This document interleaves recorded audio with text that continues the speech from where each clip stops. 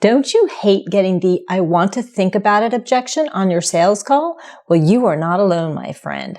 I'm going to share in this video 4 steps that keep your client authentically engaged even after they've said that dreaded phrase. I'm Jessie, and I help small business owners sell more and have more sales confidence without feeling yucky or pushy. If you haven't subscribed yet, hit that subscribe button and the bell so that you're notified every time I upload new videos on sales tips that help you grow the sales side of your business with confidence and fun. Now, I've coached hundreds of people through this common sales objection, where it seems like the conversation is done to having a happy new client. So I'm really excited to be sharing these 4 steps with you today. Okay, so most people just freeze and let the conversation drift to an end when they hear "I want to think about it" from their potential client. But is the call really finished at this point?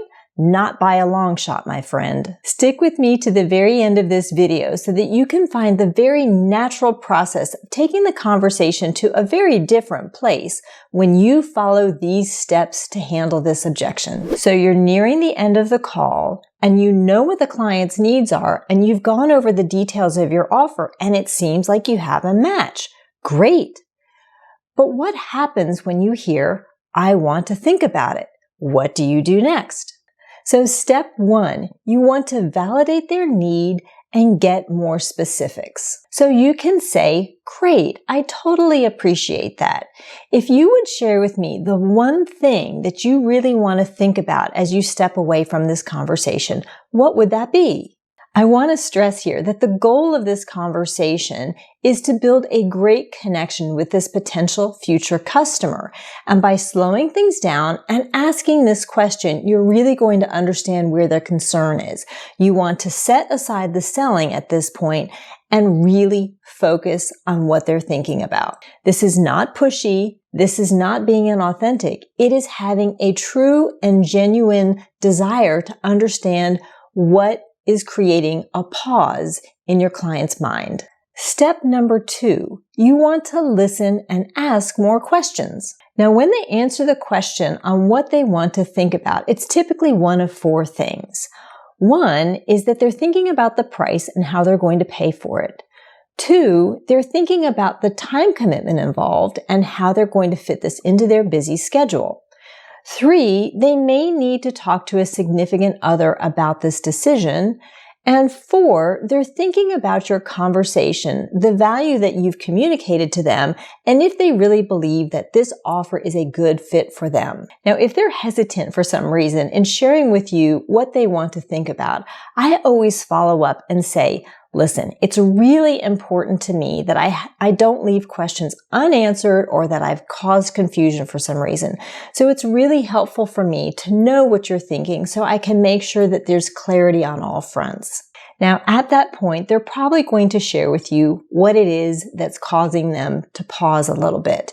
And you want to say, "Thanks for sharing that. Now, can you tell me in a little bit more detail what's going on that has you wanting to think about that?" The reason you ask this again is because you want to get to the deeper levels of why they are pausing, why they are wanting to think about it. It's going to give you a picture from their perspective of what's going on in their life so that you might be able to help find a solution to that concern. You don't want to make any assumptions at all about what's going on. You truly want to hear directly from them what's going on in their life, that they are stepping back to think about this. The more you can get them talking, the more you can understand what's going on that can help you bridge the gap from where they are with their concern to enrolling with you as a new client. Is this resonating with you? Have you ever experienced anything like this at all? If so, hit that like button and let me know in the comments what's the main objection that you hear on your sales calls. Okay, so now you know what was on their mind and what they wanted to think about. So where do you go from here? Step 3, you want to be their trusted advisor. So I like to tell my clients that I see myself as a problem solver. And if they have something that they're concerned about, I'd like to know about it because My job is to try and help, and there may be a solution that we can talk through together that would resolve the issue completely. Now, as an aside, this does not mean dropping your price or creating policies that are outside of your normal business operations. But it does mean slowing the conversation down so you can really understand what they're struggling with in trying to make your offer part of their life. As a problem solver, it's your job to see if you can bridge that gap. So in slowing down, asking more questions, and really getting to the root of why they were wanting to think about it, it's going to give you a lot of opportunities to understand what's going on and come to a solution with that potential customer. So step 4 is coming to a resolution. So it's funny, as people start to talk through what their concerns are, oftentimes they come up with a solution themselves. So this process of asking questions and having the client talk through their situation will often have them bringing themselves to their own resolution. It's a beautiful thing if you haven't experienced it, but it does happen pretty frequently. They find a way to logic through the situation in their own mind. But if that doesn't happen, we can help break the situation down for them. I often like to say that people purchase something based on emotion, but then they justify that purchase with logic.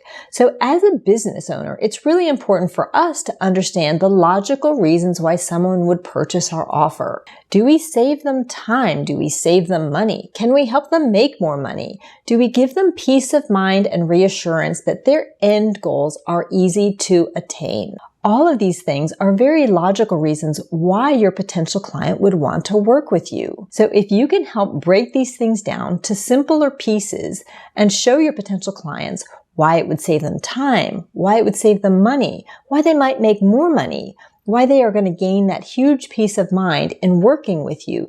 Those are really powerful, logical reasons why they want to work with you. And when you break them down into smaller pieces, as opposed to them looking at the bigger overall picture, it really starts to help them look at things in a very different perspective. So if they're struggling with payments, break it down to a per week or per session amount as opposed to an overall price. Or if they're struggling with a time commitment, talk about the end results they're going to see in X number of weeks versus the long period of time that they've been struggling with this issue to date. So your job is to simplify, clarify, and show them the ease with which they can move from their current state where they're frustrated and struggling to their end desired state.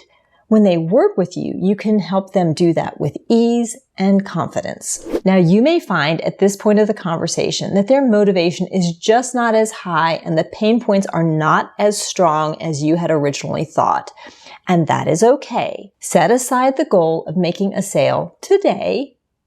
Start to nurture that client. Send them your free content. Keep them on your email list and nurture them, because at some point in the future, there's a good chance that those pain points will grow.